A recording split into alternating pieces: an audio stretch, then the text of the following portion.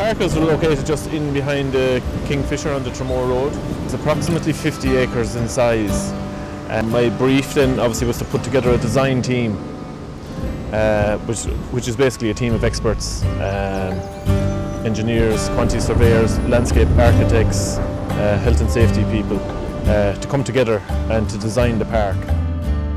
My name is Vincent O'Shea and I'm the landfill manager with Waterford City Council at Kilbarry landfill.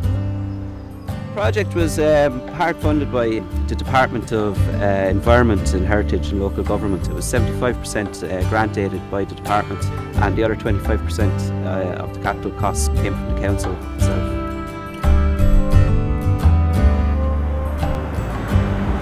My name is Keith Ham. I'm the resident engineer on the contract to convert the landfill site into a public park. Basically my role is the supervision of the works as they happen on site, dealing with the contractors, various different subcontractors and the main contractor to oversee the works and see that everything has been carried out correctly and to the spec and design that we have specified and asked for. The landfill closed in August of 2005, and I suppose when it was operational, rubbish would come in and it would be compacted down, and then there's a temporary capping layer put over it, which is basically clay. Now for the final capping we use a geosynthetic layer, which is plastic more or less, and that's covered over then with another metre of clay. So that's the final cap.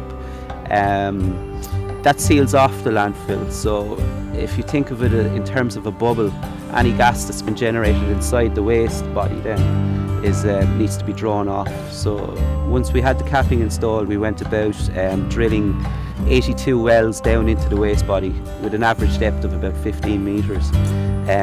These wells are used to collect gas, and there's a header pipe running down through the centre of the site. This works on negative pressure, and we're drawing gas from the landfill down to the flare, and it's basically just burning off the methane at the enclosure down adjacent to the civic community site. The other aspect is leachate, which is generated within the waste body as well. But there was already a collection system installed. Around the perimeter there's a leachate drain which collects any leachate that's coming off the site. It's drawn into 5 sumps around the perimeter, which are pumped up to a lagoon at the northern end of the site. There's 4 or 5 different types of habitat, to encourage different species and different types of wildlife, different types of insects, and also we have a couple of different kind of wetland areas where obviously wetland species can grow. A couple of different types of grassland as well. It provides educational benefits. People can look out across the natural environment right adjacent to it and see the Kilbarry bog.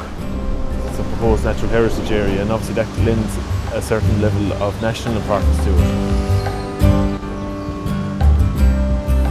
There's approximately 2.5 kilometres of pathway with 9 fitness stations located along the perimeter path. As part of your run or your walk, you can stop and use these fitness stations, which there are various different exercises that they can use for. Once phase 4 of the flood alleviation scheme has been constructed, you will have a pathway from where we're located here in Waterside right out to the Tramore Road, which will connect into a footpath into the new nature park. So basically you could walk from Waterford City right out to the nature park. There's a pathway all the way out there.